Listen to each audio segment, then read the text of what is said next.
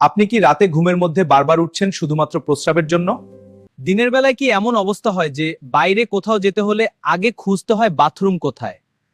আপনি হয়তো ভাবছেন বয়স হয়েছে বলে এমন হচ্ছে, কিংবা জল একটু বেশি খেয়ে ফেলেছেন। কিন্তু সাবধান, এই বারবার প্রস্রাব হওয়া আপনার কিডনির একটি নীরব চিৎকার হতে পারে। কিডনি যখন ক্ষতিগ্রস্ত হয় তখন সে কথা বলতে পারে না। এই লক্ষণগুলোর মাধ্যমেই আপনাকে সতর্ক করে। আজকের এই ভিডিওতে আমি এমন 4টি সাধারণ খাবারের কথা বলবো যা আপনি প্রতিদিন খাচ্ছেন, কিন্তু সেগুলোই আপনার কিডনিকে ভেতর থেকে ধ্বংস করে দিচ্ছে। শেষ পর্যন্ত দেখুন, কারণ এই তথ্যগুলো আপনার জীবন বাঁচাতে পারে। আমাদের পিঠের দুপাশে থাকা দুটি কিডনি শরীরের রক্ত ছাঁকনির কাজ করে। রক্ত থেকে বিষাক্ত পদার্থ আর বাড়তি জল বের করে দেওয়াই এর প্রধান কাজ।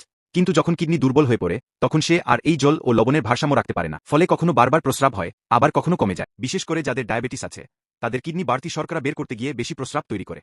আমরা অনেকেই ভাতের পাতে কাঁচা লবণ খাই, অথবা আচার, চিপস ও প্যাকেটের খাবারে প্রচুর লবণ গ্রহণ করি। লবণের সোডিয়াম রক্তচাপ বাড়িয়ে দেয়, যা সরাসরি কিডনির ফিল্টারিং ইউনিটগুলোকে নষ্ট করে ফেলে। মনে রাখবেন, দিনে 5 গ্রামের বেশি লবণ খাওয়া একদমই উচিত নয়।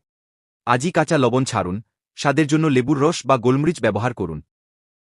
চিনি শুধু ওজন বাড়ায় না, এটি কিডনির সব চিনি থাকে, তা কিডনিকে অতিরিক্ত পরিশ্রম করতে বাধ্য করে। এই প্রক্রিয়ায় কিডনি শরীর থেকে বেশি জল টেনে নেয়, যার ফলে বারবার প্রস্রাব হয় এবং শরীরে পানিশূন্যতা দেখা দেয়। মিষ্টির বদলে প্রাকৃতিকভাবে মিষ্টি ফল যেমন খেজুর খেতে পারেন। এতে শরীর পুষ্টিপালের মাপরিচর্য থাকে। অনেকেই সামান্য ব্যথায় ডাক্তার না দেখিয়ে পেইন কিলার খেয়ে ফেলেন। এই ওষুধগুলো কিডনির রক্তনালীকে সংকুচিত করে দেয়। দীর্ঘদিন নিজে নিজে পেইন কিলার খেলে কিডনির এমন ক্ষতি হয় যা আর কোনোদিন সারানো সম্ভব হয় না।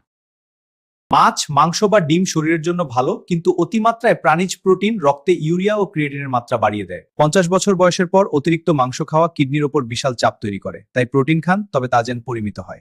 যদি প্রস্রাবে ফেনা হওয়া, পা ফোলা বা অতিরিক্ত ক্লান্তি অনুভব করেন, তবে দেরি না করে সিরাম ক্রিয়েটিনিন পরীক্ষা করিয়ে নিন। প্রতিদিন অন্তত 30 মিনিট হাঁটুন এবং পর্যাপ্ত জল পান করুন।